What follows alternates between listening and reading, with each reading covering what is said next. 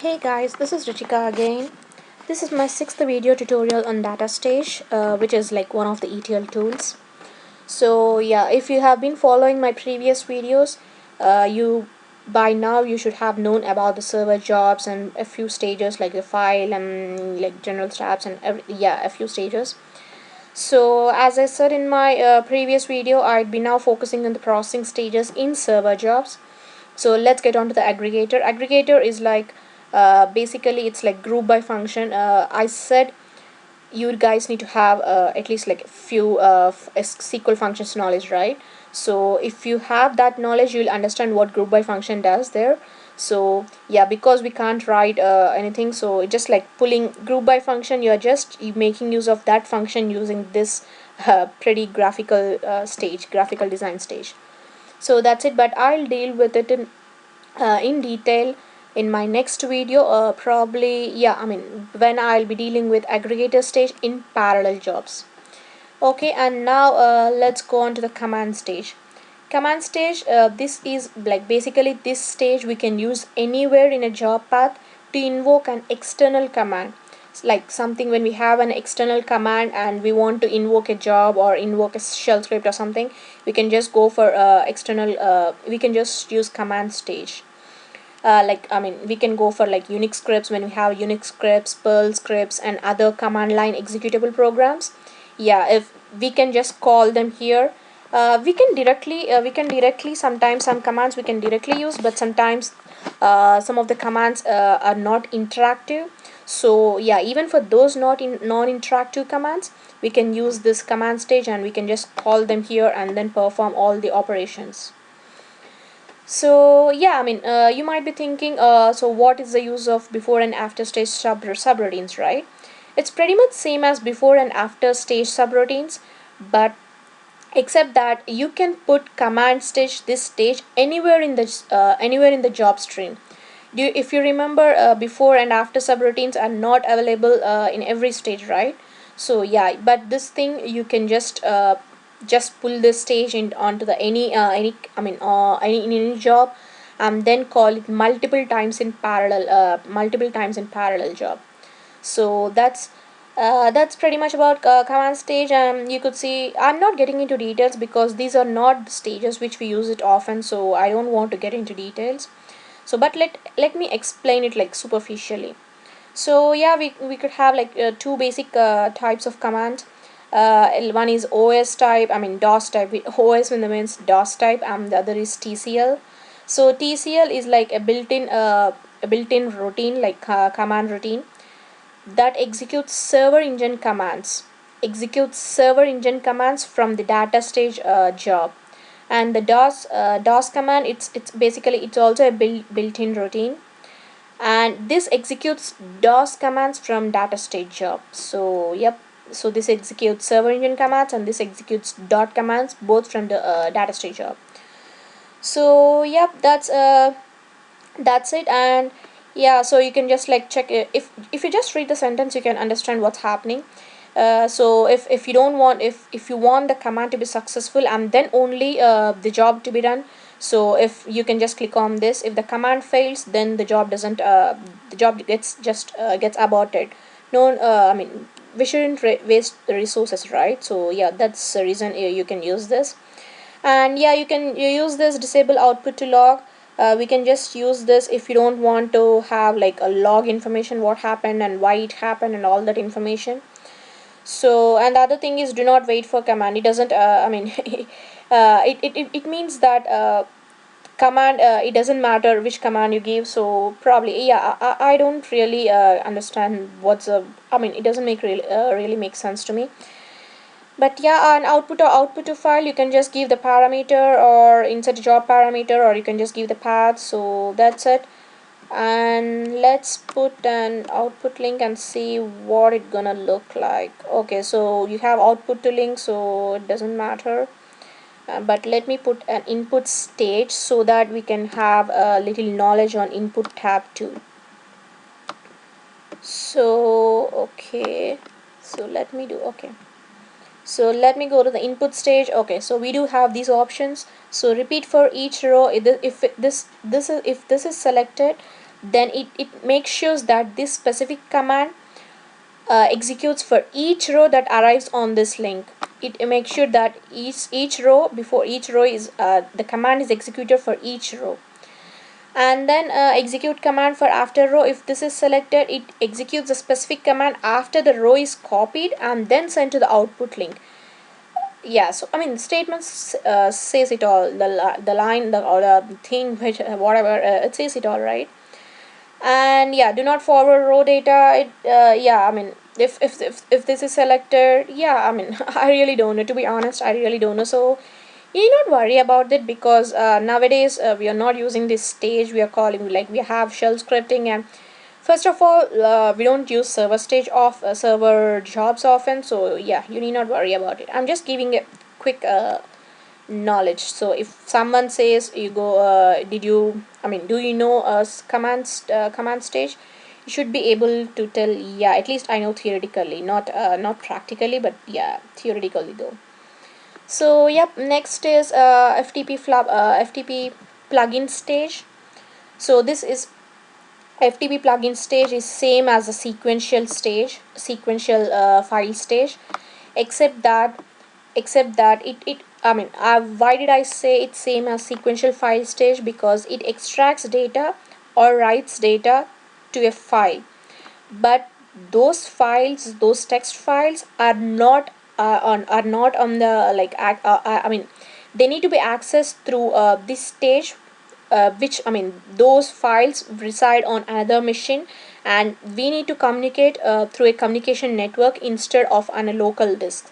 So that's how it works. We are basically remotely connecting from our machine to another machine, and we are pulling the data from, or writing data to the other machine. So yep, that's when we use FTP plugin stage. And yeah, we need to connect it through, yeah, you do have server name and all these things. Yeah, we need to give server name. You can just insert parameter and give the database data connection name, to which, I mean, to where we need to connect, and username, password, and yeah, everything. Like, you need to give everything, so that it then remotely connects to another machine, and then we can access the data from there. So yep, that's it. That's about FTP plugin stage. And then coming to the interprocess stage. Interprocess stage, let me pull this. Okay, so interprocess stage, if we can call this as IPC stage. People don't call it interprocess, they just say IPC stage. So yeah, make sure if they say IPC, that's interprocess stage. Okay, so this coming to this interprocess stage, this is a passive stage, and this stage basically provides communication, I mean, it acts as like communication channel between data stage processes, which are like running simultaneously in the same job. Basically it provides like communication between the process. So we can use this interprocess, I mean, IPC stage, to join two passive stages together. Let's say if I have like one sequential file and the other sequential file, source and target. So to link these two stages, it's better to use interprocess stage, so that we can just speed up the transfer between the two data sources. If you just put two passive stages together, it's little mess. So yeah, if you put interprocess stage in between them, yeah, that gonna speed up your data transfer. And yeah, the most important thing with IPC stage, interprocess stage, is that as soon as a source stage is I mean, as soon as the link is pulled from the source stage, the IPC stage start passing data to the target stage. It doesn't wait for the other records. Let's say I have like I have like, okay, 10,000 records, and say only 5,000 record, I mean 5 records, first 5 records, obviously it's gonna take time, right? As soon as the first 5 records are read, then it gonna put it to the next stage. It gonna read 5 stages and then put it to the target stage. Then next 5 stages, I mean next 5 records, and then yeah, that way it doesn't wait for all the 1 million records to be loaded and then read. It doesn't do that. So that's the reason why you can have like faster data transfer. And you can also use this IPC stage to explicitly specify that connected active stages should run as separate process. Yep, so that's about interprocess IPC stage or interprocess stage. And link collector and link partitioner. Link partitioner, I mean, these stages, link collector and link partitioner, are for, I mean, I said for the first time parallelism concept was introduced, right? So before that time, before the parallelism concept was introduced, these two stages were much in hand to use. I mean, like link partitioner, basically it says, right, link partitioning. So basically it's partitioning and then collecting the partitioning data. So link partitioning, it's active stage. Okay, let me just put down this. So link partitioning is like active stage, and it takes one input link and allows you to distribute it to like many distribute like rows up to 64 output links. You can just like let's say, okay, let's say you have like some thousand records, and you need to have like 50,000 records, right? So yeah, you need to have like three, let's say four. Okay, you need to have four which like 250 records each. So you can just you need to, I mean, the thing is, let me repeat it. It has 1,000 records, and the link partitioner you are using it, and you want 250 records to be passed in onto each output link. So how do we do that? So 250 records, we're gonna put four links, right? 1,000 four. So once we have all these four links, then we're gonna use link collector and put all the stages, like all the sequential or and everything, and then collect the data from there. So that's how basically we are partitioning the data and then collecting it through link collector stage. So yep, that's it about link partitioning and collector stages. As I mean, link partitioner is an active stage, right? So link collector is also active stage. So let me just delete this.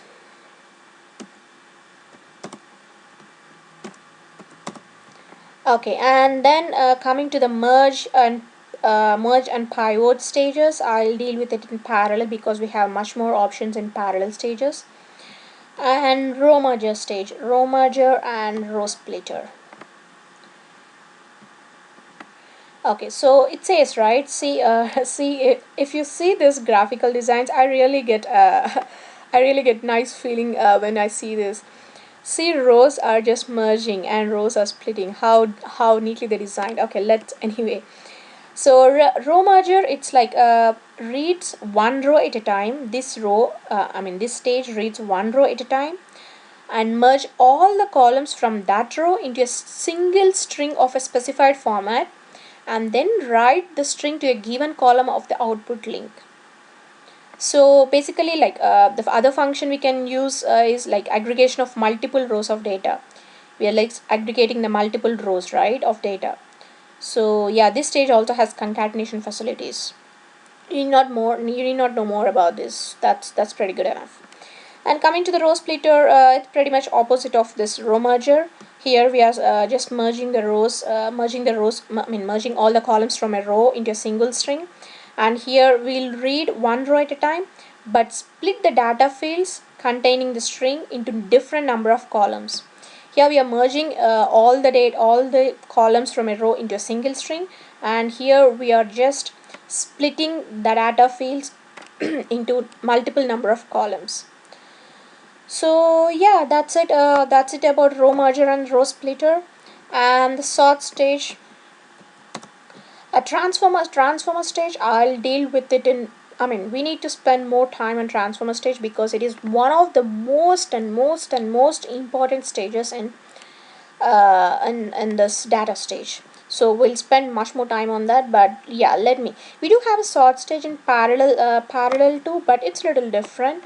So yeah, let me show just what sort stage is like. Sort stage is like, what do I say, we just sort the state says it all, right? Sorry guys. So yeah, I mean, we just need to sort the data. So let's just make a simple example. I do have all the data files from the previous job I did. which is like EMP data, so it should be good for us. So okay, let me first dig onto the sort stage and properties, and then we'll make a design. Okay, so yep, sort stage, and you can just name your and sort type and all that. And see here, before you have like before stage routine and after stage subroutine. So you can just, if you want to do something before it's before the data needs to be sorted, then you can just go for this and have like over here and all that. So coming to the properties, here we have like sort specifications, right? So sort specifications are like the criteria on which the rows which are read from the input are to be sorted. I mean to say, if you have like salary and you need to have like salary ascending in the ascending order, yeah, so you can just have like salary, whatever your if it says sal or salary or capital letter or small letter, yeah, anything. So you can just define your field name, and you can have ascending. You can have just small a or ascending or descending, yeah, anything, I mean anything. So that's the sort specification. And the other is, okay, I'll get into I'll tell it in this detail. But the temporary directory is like the path name where the temporary files that are created during the sort stage are created. So if you don't want to, if you do not want to, or if you don't specify any path name, then the current working directory on which the computer this engine is host, so it gonna use that directory. And the escape character, it's like single character, probably in collate sequence mapping or something. So yeah, tracing, yeah, so basically tracing, it's like controls the type of tracing information that should be added to the log. So there are different tracing levels like 0, 1, 2 and 4. 0 is for no tracing. If you don't want tracing, yeah, you can just hit 0, you can just enter 0. And 1 is for stage properties, and 2 is for performance, and 4 is for important events. So you can just combine the tracing levels. It's like Unix permissions, like file reading, writing, and yeah, executing permissions. So that's the way it's gonna work. Like if you just want to have like tracing level 3, that means that the stage properties and the performance messages are added to the log. So yeah, that's how it works. And you can have like stable sort function. Stable sort, it indicates whether this whether this the sorting which you want is to be stable, or stable sort basically like preserves the order of the input data, input rows that compare that compares to the other. So, and the other is column separator. It's like, it's again single character separating two columns, probably in collating sequence map. Yeah, I don't really remember, but you need not worry about that. I'm telling the most important things, or the ones which you need to really worry about. So yeah, so now let's max open files and max rows in virtual memory. I'll now explain it clearly. So max rows in virtual okay, let me just drag it. Okay, so max rows in virtual memory, by default it's always 10,000. So this is basically, what is this mean is, these are the maximum number of rows that can be sorted in the virtual memory. So yeah, so that's it. Maximum number of rows that can be sorted in the virtual memory. So what do I mean to say is, if we have like let's say we have like 5,000, let's say we have like 5,000 records. Okay, so if we have like 5,000 records, then okay, let me just get a scenario. So okay, so when you have 5,000 records, what does this and if okay, so sorry guys, I'm just thinking of a best scenario to explain it in the easiest way. So okay, so let's say we have okay, so let's say we have 500 records. Okay, in the input data, not here, in the input data, let's say we have 500 rows. Okay, and they need to be sorted, right?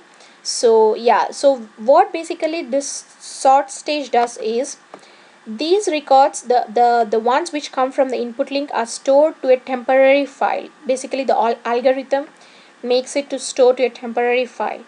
So you can just have a like temporary file, right? So you can just have, if you have like 5,000 records and you want to make 1,000 records in each file, you can just have like 1,000 records, and this is the maximum number of rows that can be stored in one temporary file, which is like virtual memory. So yeah, so that's how it works. So basically, so for 5,000 rows you need to have at least so you give max rows in virtual memory is 1,000, right? So you need to have 5 values. So what it does is, this stage basically creates 5 different temporary files, and then after that it just like basically, or after that all the temporary files are merged and then sorted together, and then resulting in the final sort that is written to the output link. So yeah, that's I mean, when you have like huge volumes of data, yeah, it's not good, it's not a good idea to directly sort. Yeah, you can just have like I mean, you can just define your own values. And this max open files is like the count. I said here, because we have like 5,000 records and my max rows in virtual memory is 1,000, so it gonna create 5 files, right? So I can have like 10 files. I can have 10, because the files which are creating it should relate to this max rows in virtual memory. So yeah, 5. So I can just say 5, or to be on safe side you can say 10, but you should not exceed more than 20. 20 is the highest number of files it can create. So yep, that's it. And if you messed up something, and if you don't know what did we change, and we just want to restore everything to the default, we can just set all default, and see, everything is same, 10,000, and everything is same. Sorry. So yep, that's how it works. And yep, we don't have anything else yep now, so let's do a simple job. And guys, again, I'm not creating parameters, so yeah, it takes little time, and I don't want to make this video like much longer, because we didn't really discuss uh, much important things in this. So yeah, let me just browse a file. But yeah, you guys should practice it more with parameters. So yep, format emp, I guess I mean, I think you guys should have remembered what's emp. It's basic info. I'll show it anyway. So first line in column names, yep, everything is good. And then columns, dump your metadata in here. So emp already have table definitions from the previous job, so you can reuse that. So let's see how that data looks like. So see, this is my emp data. So we don't have ordered salary, right? So now I want salary field or department field, I mean, doesn't matter, you can choose anything. So let's take salary field to be in the descending order, I mean ascending order or descending order. So let's make it that way. Okay, so now let's go to the sort stage. Okay, and let's go to the sort stage. And no worries, properties, yep, so salary, right? And okay, let me just check which way I do have, I don't remember the column name, I'm sorry. Okay, sal. So yep, so just I have capital sal. If you just put small sal, it doesn't read. So I want in descending order. Okay, and don't change anything, it doesn't matter, because we have only just 3 or 4 or 5 records, I guess. Yeah, 5 records. And input column, because it's already defined, everything came in here on the through the output link from the sequential file stage. And columns you need to load it here, because you need to choose which columns you need to be passed to the next stage. So that's the reason it's from input link it's not going to the output link, because you need to choose what columns you need to pass on to the next stage. So that's your option. So again, emp is text. Okay, and now it's gonna ask me what columns I need to choose. Let's say, I mean, yeah, I mean, let's say department. Okay, I don't want e number. Okay, let's take it. Okay, just making just check. I just want to show you guys. So yeah, you can just group it and write a derivation and key and all that functions, but I'm not going to do it now. Just make it simple. And yep, outputs, just click on output folder.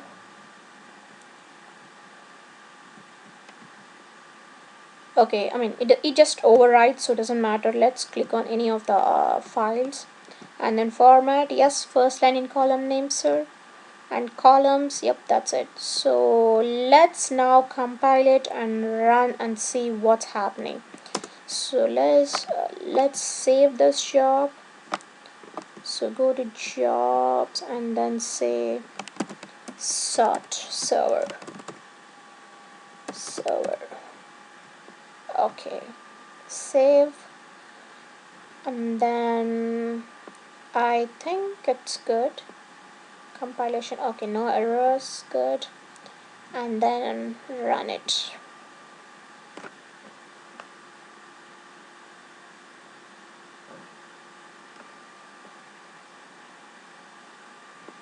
Oh, so what's the problem? Again, this director, I should have opened this previously. I always forget to open the director and it takes long time for that to open. So okay, let me check. Okay, so let me just okay, it's here. Okay, no problem. So yep, so what does it say? Oh yeah, number of input and output columns different. Yeah, I forgot that. So yeah, the one thing which sort stage need to make just make sure is that the input columns, like the number of input columns, need to match the number of output columns. So yeah, I just forgot about that, I'm sorry. So just remove this, you can just drag it and remove this, and now load all your table definitions. You can just either remove here, you can just load all your columns here, or you can just okay, you can just have like all the three columns. Okay, let me just show you. You can have all the three columns in the output similar as input, but if you don't want e number, you can just you can just do it. I mean, you can just choose here while in the sequential stage when you're choosing when you're loading the table definition, you can just take away e number. So that's one thing you can do if you don't want that column, but make sure like input and output columns are in the same number. So yep, now it should run. Let me see.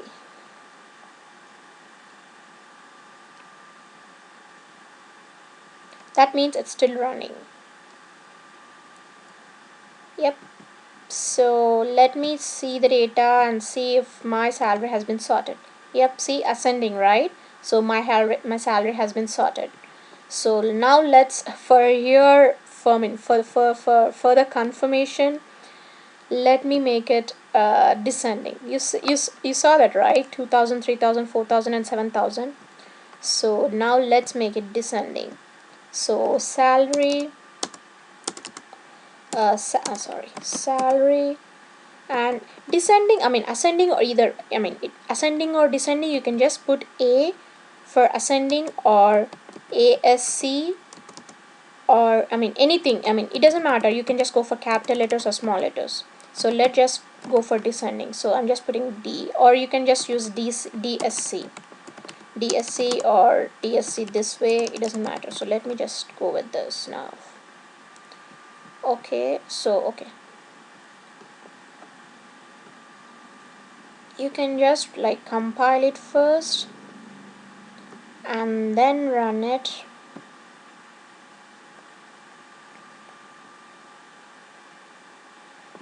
That was quick. Okay, so yep, see here, salary 76543, so it's in the descending order. You can just choose anything, it doesn't matter. You can, if you go for department, this 40 gonna come up first if it's descending, 40, 30, 20, 20, and 10. So yeah, that's the thing how it gonna work. So yep, that's it guys, that's it, we finished the server jobs. So next time, I mean next in the next video no, sorry, next time, so in the next video I'll just give introduction to the parallel jobs and introduce the concept of partitioning and types of partitioning and the types of partitioning techniques like hash, round robin, and all that. So yep, with this video the server jobs are done. If you have any questions or anything, if I didn't explain it clearly, please do leave a comment. I'll try to work on that, and I'll try to make a separate video for those things which I haven't dealt with or I haven't dealt it clearly. Okay, thank you guys, have a nice day. Thanks for watching my video.